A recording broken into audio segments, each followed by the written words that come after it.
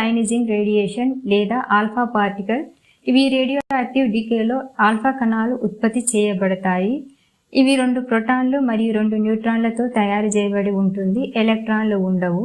Helium పరమాణు యొక్క కేంద్రకం వలె ఉంటుంది కాబట్టి హీలియం న్యూక్లియస్ ద్వారా ఆల్ఫా కణాలను సూచిస్తాము. ఆల్ఫా కణాలు సాపేక్షంగా పెద్దవిగా ఉంటాయి కాబట్టి ఇవి కాగితం ద్వారా సులభంగా ఆపివేయబడతాయి. ఇవి తక్కువ చొచ్చుకుపోయే సామర్థ్యాన్ని కలిగి ఉంటాయి మరియు గాలిలో కొన్ని సెంటీమీటర్లు మాత్రమే ప్రయాణం చేయగలవు. పెద్ద పరిమాణము మరియు పెద్ద ఛార్జ్ కారణంగా బలమైన అయనీకరణ శక్తిని కలిగి ఉంటాయి. అయనీకరణ శక్తి అంటే పరమాణువు నుండి ఎలక్ట్రాన్లను సులభంగా తీయగలవు.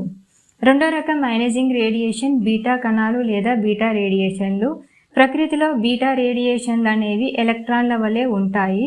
ఎలక్ట్రాన్లపై ఉన్న ఛార్జ్ ఏ విధంగా ఉంటుందో ఇవి కూడా నెగిటివ్ ఛార్జ్ని కలిగి ఉంటాయి.